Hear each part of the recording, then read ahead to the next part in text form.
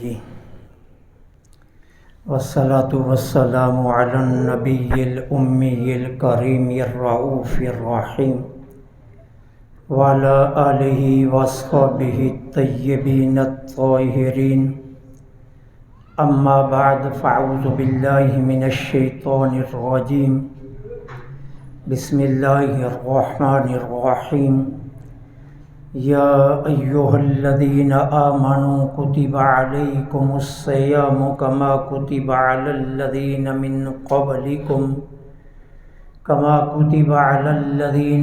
قبلکم لعلکم تتقون صدق اللہ العظیم وصدق رسولہ النبی الکریم الامین ونحن علی ذلک لمن الشاہدین والشاکرین والحمد للہ رب العالمین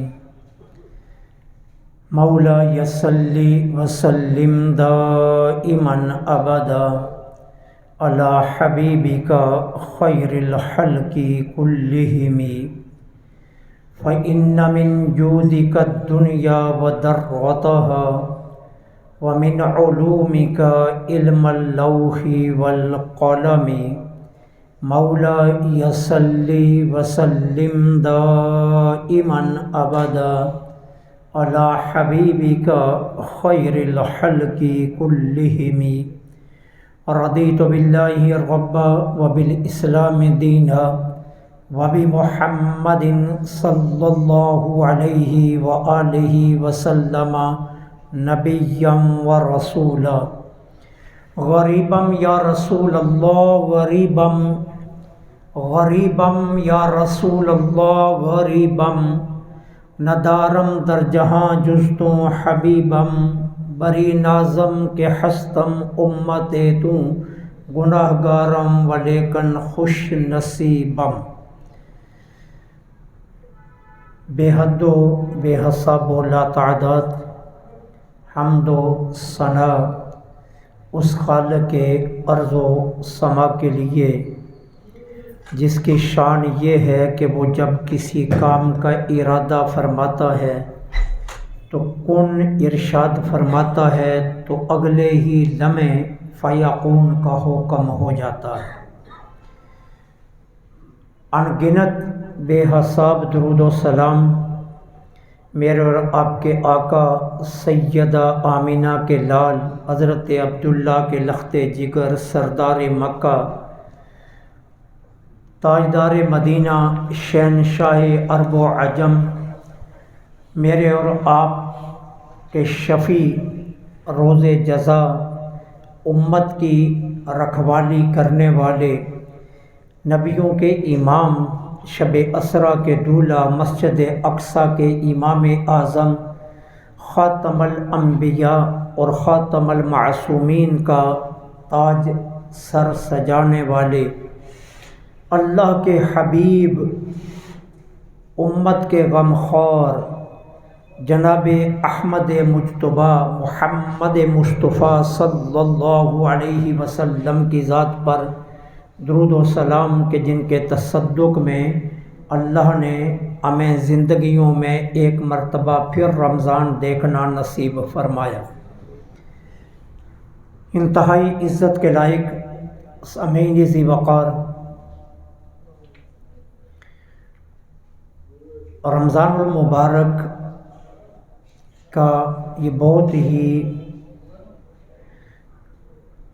خوبصورت اور حسین موسم جسے نیکیوں کا موسم بہار کہا جاتا ہے وہ ہماری زندگیوں میں موجود ہے۔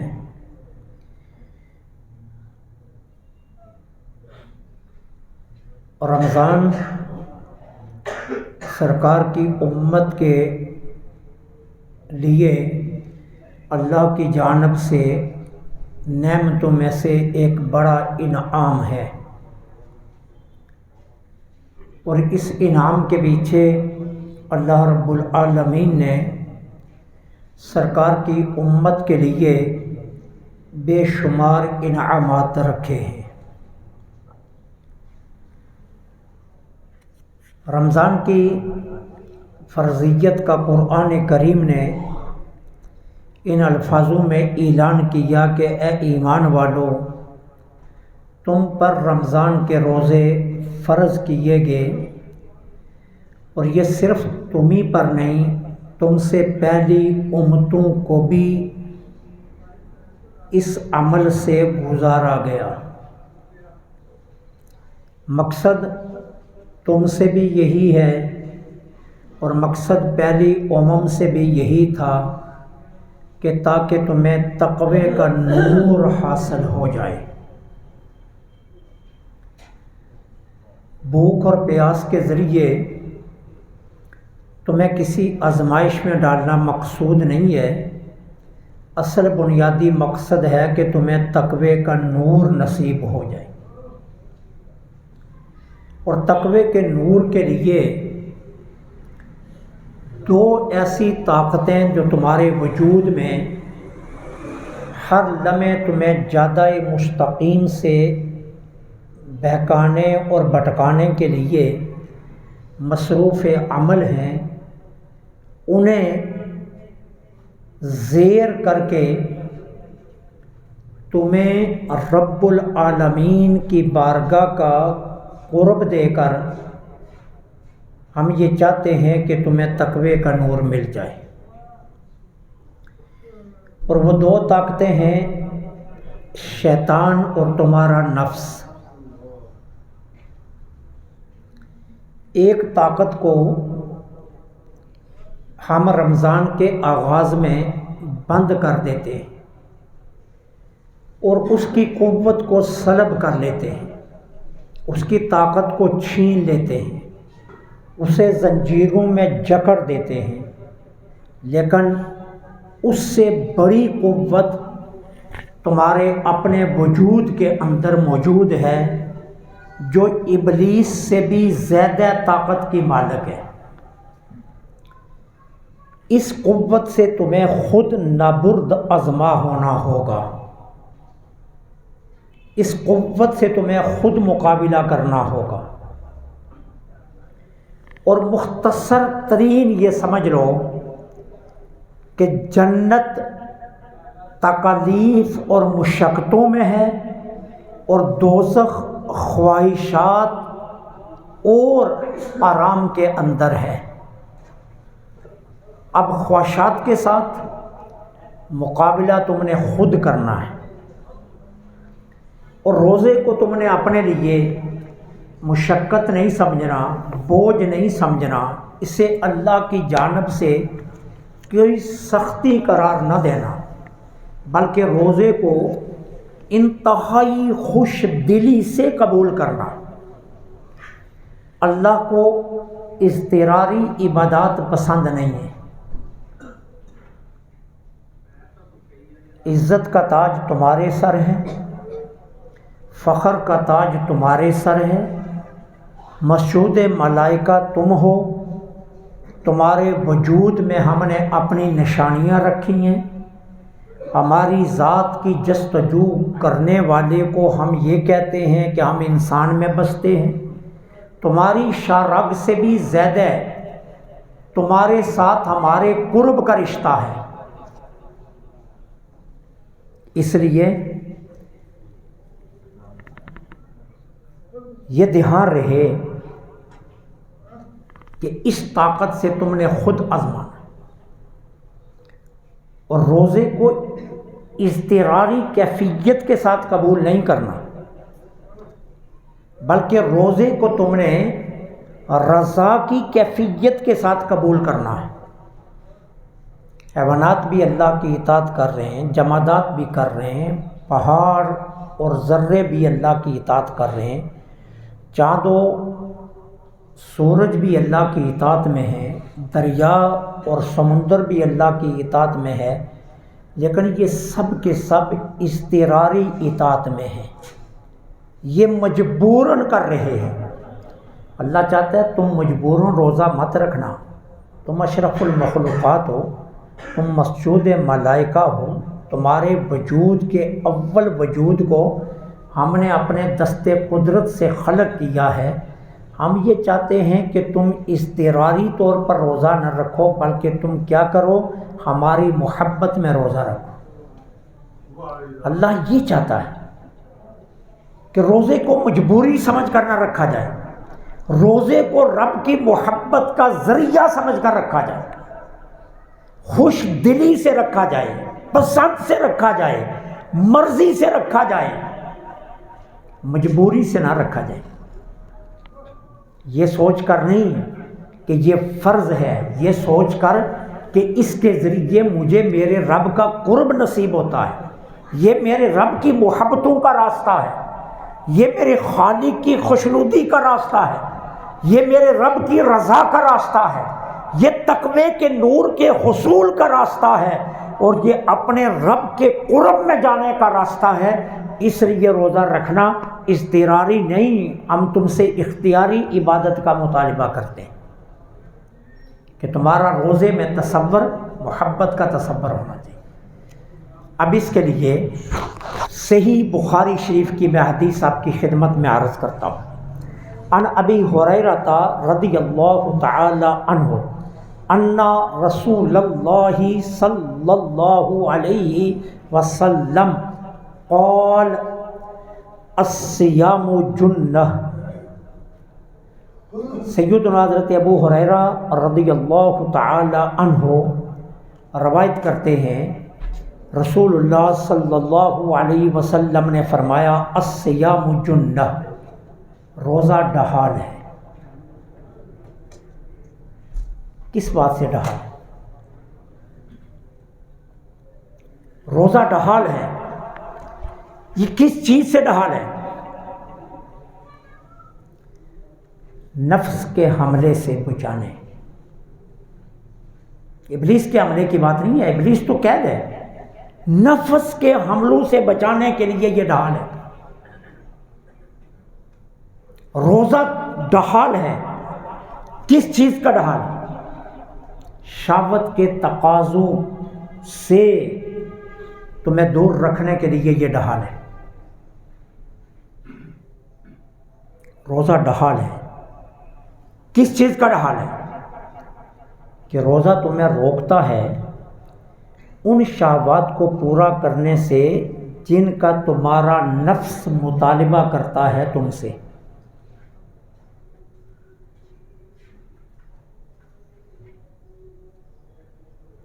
اب ڈھال جتنی مضبوط ہوگی اتنا ہی تم شہوات سے اور خواہشات سے بچو گے۔ جس قدر تم ڈھال کی حفاظت کرو گے اتنے محفوظ رہو گے، جس قدر تمہارا دھیان اپنی ڈھال پر رہے گا اسی قدر تم کامیاب ٹھہرو گے اور تمہیں تقوی کا نور نصیب ہوگا۔ پھر کیا ہے؟ روزہ ڈھال ہے، کس سے؟ تمہیں گناہوں سے بچاتا ہے۔ روزہ ڈھال ہے، کس سے؟ تمہیں دوزخ سے بچاتا ہے۔ روزہ ڈھال ہے، کس بات کی؟ دوزخ سے بچا کر تمہیں جنت میں داخل کرنے کا سب سے اہم ذریعہ ہے روزہ۔ اسے فرمایا روزہ ڈھال ہے۔ پھر اس کے بعد میرے آقا نے کیا فرمایا؟ فلا یرفس۔ اب روزہ دار کے لیے لازم ہے کہ وہ رفس نہ کرے، فحش گوئی نہ کرے، ایسی باتیں جو اسے نفس کی خواہشات کی طرف مائل کریں وہ باتیں نہ کرے۔ فلا یرفس، وہ رفس نہ کرے۔ اب جو نوجوان روزہ رکھ کر سوشل میڈیا پر بیٹھ جاتے ہیں، بے حیائی کی فلمیں دیکھتے ہیں، ننگی تصاویر دیکھتے ہیں، یوٹیوب کھولتے ہیں، انسٹاگرام کھولتے ہیں اور اس پر بے حیائی کے پروگرام دیکھتے ہیں اور حالت روزہ میں یہ کام کر رہے ہیں، تو میرے آقا نے کیا فرمایا؟ فلا یرفس، رفس نہ کرے روزے۔ کیوں؟ جس قدر رفس کرے گا اپنی ڈھال کو کمزور کرتا جائے گا، اور جس قدر ڈھال کمزور ہوگی دشمن کا حملہ اتنا ہی نقصان پہنچائے گا۔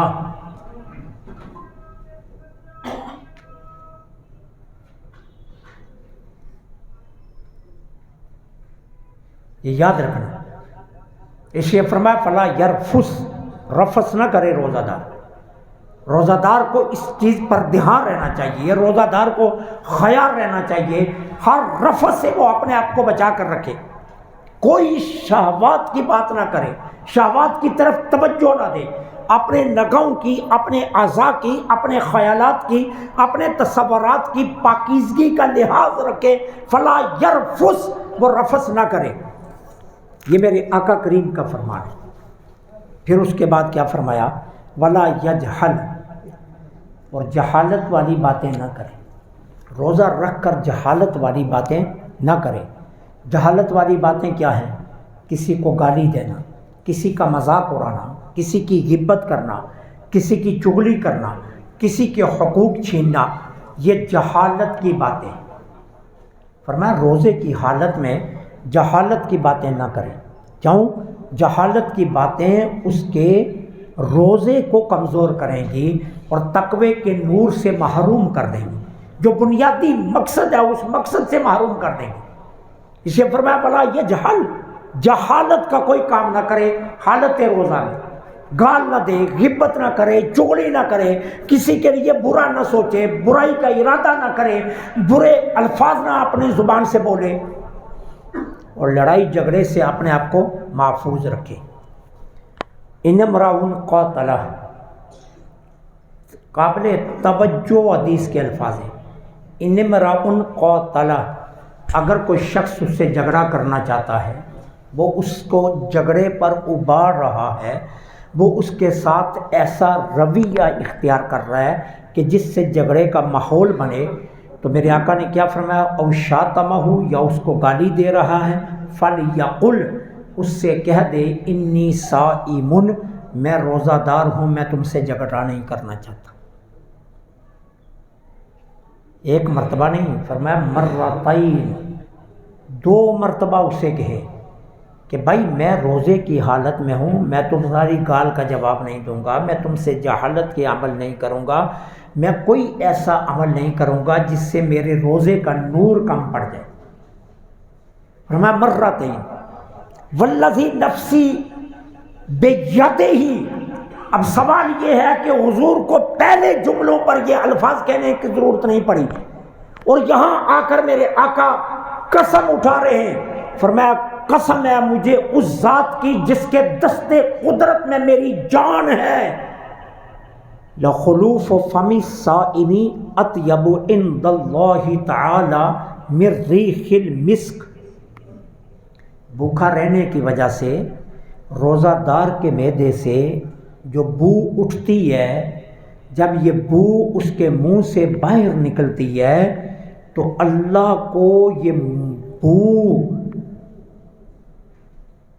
عنبر، کستوری اور مسک سے بھی زیادہ خوشبودار لگتی ہے.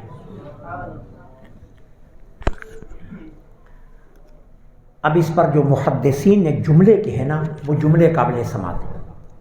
سب سے پہلے محدثین یہ فرماتے ہیں اللہ تعالیٰ تو سونگنے سے پاک ہے. تو یہاں کیا مطلب ہے؟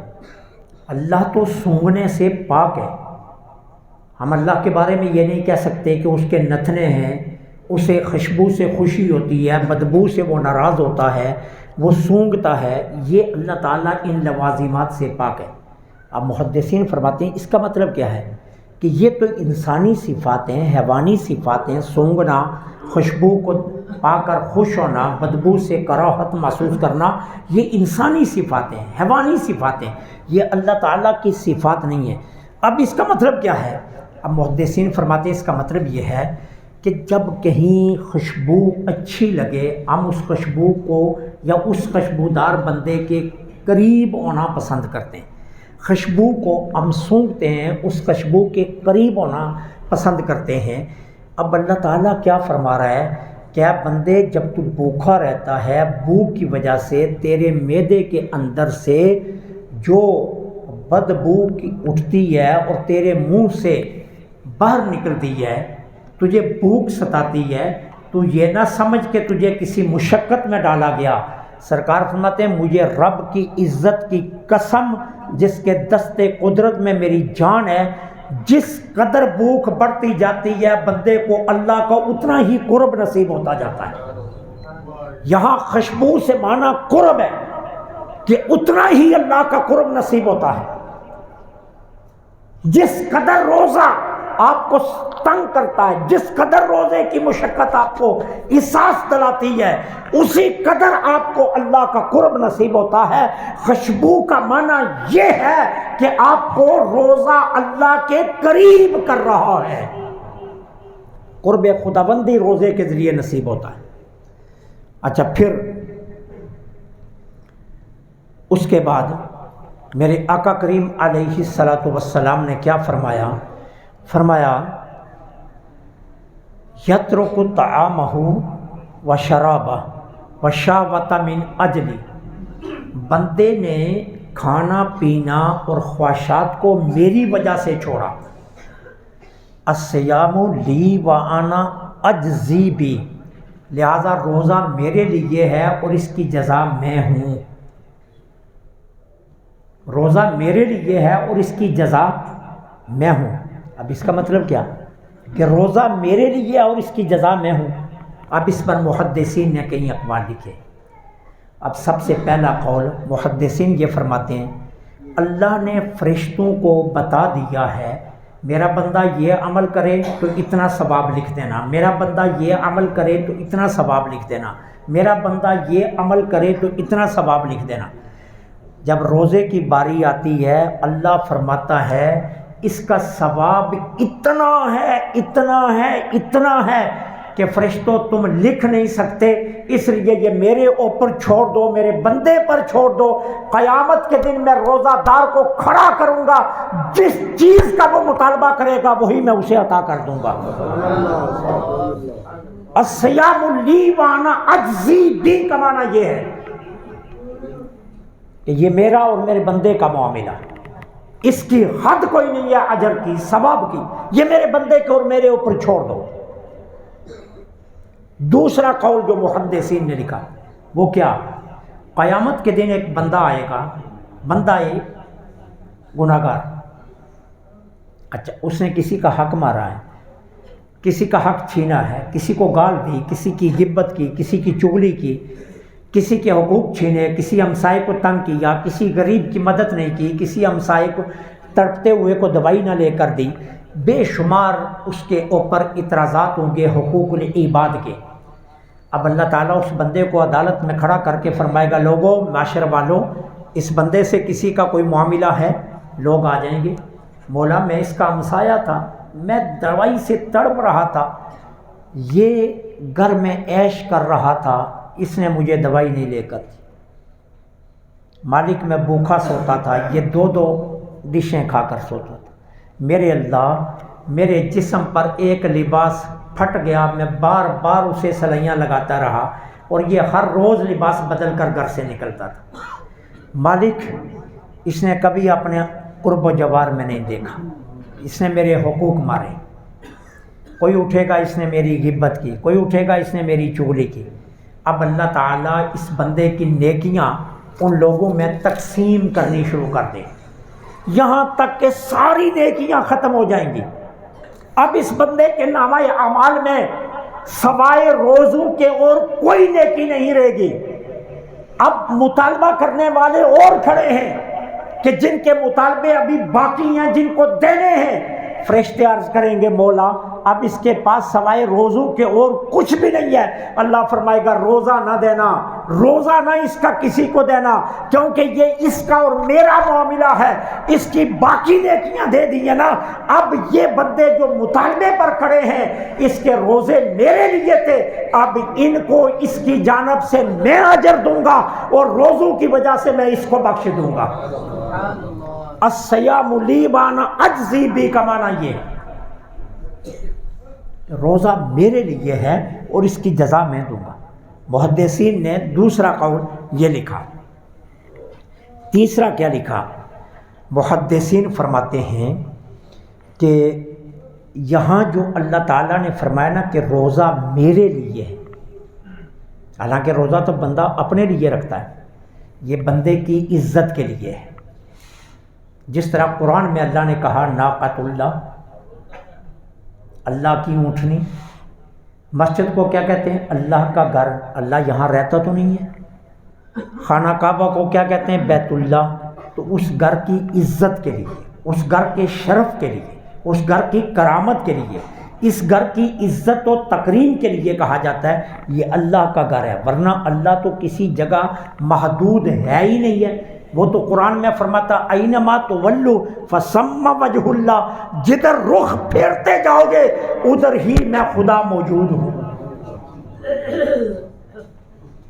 وہ کسی جگہ میں محدود نہیں ہے، ٹھیک ہے۔ اب اس نے کہا الصیام لی، روزہ میرے لیے۔ بندے کو عزت دلانے کے لیے میرے بندے دیکھ تم اللہ کی بارگاہ میں روزے کی حالت میں کتنا محترم ہے، کتنا معزز ہے، تیری کتنی عزت ہے، کہ جس طرح اونٹنی تو سادے کی تھی لیکن اللہ نے کہا یہ اللہ کی اونٹنی۔ خانہ کعبہ ہے لوگوں کے مرکز کے لیے، لیکن اللہ کہہ رہا ہے میرا گھر یہ بنایا تم نے، چندہ اکٹھا کیا تم نے، اینٹیں لی محلے سے، سمٹ لیا بازار سے، سریا لیا اپنے کارخانوں سے، پتھر لیا کارخانوں سے، تم لوگوں نے پیسہ لگا کر مسجد بنائی، لیکن کیا کہتے ہیں یہ اللہ کا گھر۔ اسی طرح میرے بندے جب تو روزے کی حالت میں ہوتا ہے تو روزہ تو نے رکھا ہوتا ہے، لیکن اس وقت تو مجھے اتنا پیارا لگتا ہے، اتنا پیارا لگتا ہے، میں کہتا ہوں بندے یہ روزہ تو نے اپنے لیے نہیں میرے لیے رکھا ہے، اب تو میرا بندہ ہے، اب تو میرا بندہ ہے، اس لیے اب جو قیامت کے دن تو مانگے گا وہی جزا میں تجھے عطا کروں گا۔ یہ اضافت کرامت ہے، یہ اضافت عزت ہے۔ روزہ کوئی معمولی عبادت نہیں ہے، روزہ اتنی بڑی عبادت ہے کہ دیکھیے میرے آقا کریم ابھی روزے فرض نہیں ہوئے تھے تو حضور اس سے پہلے بھی روزے رکھتے تھے، اس سے پہلے بھی حضور کو روزوں سے محبت تھی۔ سن 2 ہجری میں روزے فرض ہوئے، حضور کی ظاہری حیات طیبہ میں صرف 9 رمضان آئے، 7 رمضان 29 کے تھے، 2 30 کے تھے۔ میرے آقا نے صرف 9 سال رمضان کے روزے رکھے، 9 سال حضور کے ظاہری حیات طیبہ میں رمضان آیا ہے، 7 رمضان 29 کے ہوئے ہیں حضور کی ظاہری حیات طیبہ میں، 2 30 کے ہوئے ہیں صرف۔ اور پھر سرکار دو عالم کو اس سے پہلے بھی روزوں سے اتنا پیار تھا کہ میرے آقا اس سے پہلے بھی روزے رکھتے تھے، اور حضور غار حرا میں حالت روزہ میں رہتے تھے۔ روزوں کا ہی کمال تھا کہ اللہ نے اپنے حبیب کو غار حرا میں اتنا قرب دیا، اتنا قرب دیا کہ یہ نہیں کہا محبوب اٹھ کر جا بیت اللہ میں، بہت مقدس جگہ ہے، بہت محترم جگہ ہے، جا خانہ کعبہ کے قریب پھر میں وہی بھیجوں گا۔ کہا محبوب نہیں، جہاں روزے کی حالت میں تو بیٹھا ہے نا، یہ تیری حالت مجھے یہاں اتنی پسند ہے کہ اسی پہاڑ میں جبرائیل کو بھیج کر آغاز نبوت کر رہا ہوں۔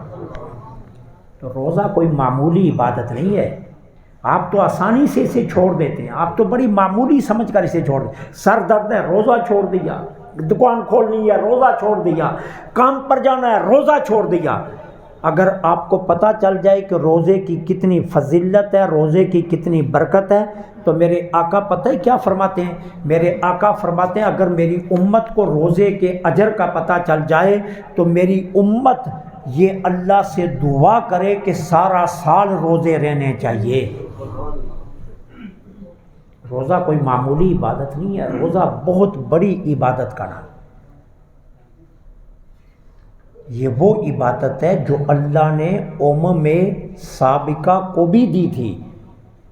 حضرت آدم علیہ السلام کے دنیا سے تشریف لے جانے کے فوراً بعد امتوں پر روزے شروع ہو گئے تھے۔ جناب شیش علیہ السلام، جناب نوح علیہ السلام سے لے کر روزے مسلسل تسلسل سے آ رہے ہیں۔ ہاں کچھ فرق تھا، انداز رکھنے میں فرق تھا، اوقات میں فرق تھا، تعداد میں فرق تھا، لیکن حضور کی امت خیر ہے، اللہ نے اس کو امت وسط قرار دیا۔ اللہ کو اپنے محبوب کی امت سے پیار ہے، اس لیے اللہ نے حضور کی امت کو پورے مہینے کے روزے عطا کر کے بتا دیا کہ محبوب کی امت سے مجھے اتنا پیار ہے کہ میں چاہتا ہوں کہ یہ 30 دن روزے رکھیں اور ہر دن میں کہوں کہ یہ میرے بندے ہیں، ہر دن میں کہوں کہ اس نے روزہ میرے لیے رکھا ہے، ہر دن میں کہوں کہ جزا میں دوں گا، ہر دن فرشتے پوچھیں کہ اس کو روزے کا اجر کیا دینا ہے تو میں فرشتے کو جواب دوں یہ میرا اور میرے محبوب کی امت کا معاملہ ہے، اسے چھوڑ دو، میں جانوں اور میرا بندہ جانے میں اجر اپنی مرضی سے دوں۔ اور کل جس ذات کا آپ نے یوم وصال منایا، شہزادی کونین، ملکہ جنت، سیدہ کائنات، مخدومہ امم، ان کے القاب میں سے سب سے بڑا لقب کیا ہے؟ صائمہ۔ سیدہ فاطمہ الزہرا سب سے زیادہ روزے رکھتی تھی، سب سے زیادہ سیدہ فاطمہ الزہرا حالت روزے میں رہتی تھی۔ اور روزہ ہماری طرح کا نہیں، اضطراری نہیں، خوشی سے، محبت سے، اللہ کے قرب کے لیے۔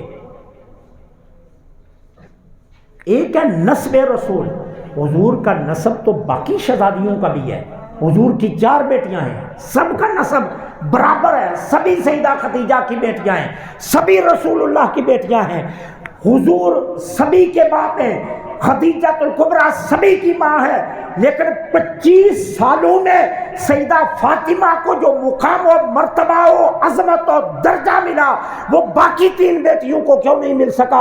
اس کی وجہ یہ ہے کہ سیدہ فاطمہ الزہرا اطوار میں، عادات میں، گفتار میں، کردار میں رسول اللہ کی سب سے زیادہ مشابہت رکھتی تھی، اور اپنے باپ کی مشابہت میں سیدہ نے اپنی زندگی میں سب سے زیادہ روزے رکھے، اس نظریے سے کہ روزہ اللہ کے قرب کا ذریعہ ہے، روزہ اللہ کے قرب کا سب سے بڑا ذریعہ ہے۔ میرے آقا فرماتے ہیں میری امت کو پتہ چل جائے تو یہ سال بھر تمنا کریں کہ روزے رہنے چاہیے، اور اگر انہیں پتہ چل جائے کہ روزہ چھوڑنے پر کتنی سزا ہے، کتنی سزا ہے، صرف ایک حدیث صحیح بخاری کی، میرے آقا نے فرمایا رمضان کا ایک روزہ ساری زندگی کے روزے رکھے جائیں تو رمضان کے روزے کا بدلہ نہیں ہو سکتا۔ رمضان کے ایک روزے کی اتنی فضیلت ہے، اگر رمضان کا ایک روزہ چھوڑ دیا بغیر عذر کے، ساری زندگی مسلسل روزے رکھیں، رمضان کے اس روزے کا بدلہ نہیں ہو سکتا۔ کیوں؟ جو رمضان کی فضیلت ہے، جو رمضان کی برکتیں ہیں، جو رمضان کی رحمتیں ہیں، جو اللہ نے رمضان المبارک کی گھڑیوں میں بہاریں رکھی ہیں، جو اللہ نے نور رکھا ہے، جو اللہ نے ان گھڑیوں میں اپنی رضا کے جو نغمے رکھے ہیں وہ باقی دنوں میں میسر نہیں ہو سکتے، وہ رمضان میں ہی اللہ نے رکھے۔ اس لیے رمضان کو معمولی مت سمجھنا، یہ میرے آقا کا فرمان ہے، شعبان میرا مہینہ ہے اور رمضان رب العالمین کا مہینہ۔ دوسرا فرمان ہے شعبان میرا مہینہ ہے اور رمضان میری امت کا مہینہ ہے، امت کا مہینہ ہے، ایک طرف اللہ کا مہینہ، دوسری طرف امت کا مہینہ۔ محدثین نے دونوں حدیثوں کی تطبیق کی، تطبیق کیا کی ہے؟ وہ تطبیق یہ کی ہے کہ اللہ کا مہینہ اور امت کا مہینہ کیا ہے کہ رمضان اللہ اور امت کے درمیان بغیر کسی واسطے کے ڈائریکٹ رابطے کا مہینہ ہے۔ جب ایک امتی رمضان میں روزے رکھتا ہے تو اللہ کہتا ہے درمیان سے واسطے ہٹا دو، اب میں اور میرا بندہ جانے، اس نے روزہ میرے لیے رکھا، میں اتنا اجر دوں گا کہ میں اپنے بندے کو راضی کروں گا۔ تو ایک جانب امت کا مہینہ ہے، دوسری جانب رب کا مہینہ۔ تو یہ اللہ اور بندے کے درمیان بغیر درمیان میں کسی واسطے کے ڈائریکٹ رابطے کا مہینہ ہے رمضان۔ اسے معمولی مت سمجھیے، اس کا لمحہ لمحہ قیمتی ہے، یہ نیکیوں کا موسم بہار ہے۔ اللہ کریم مجھے آپ کو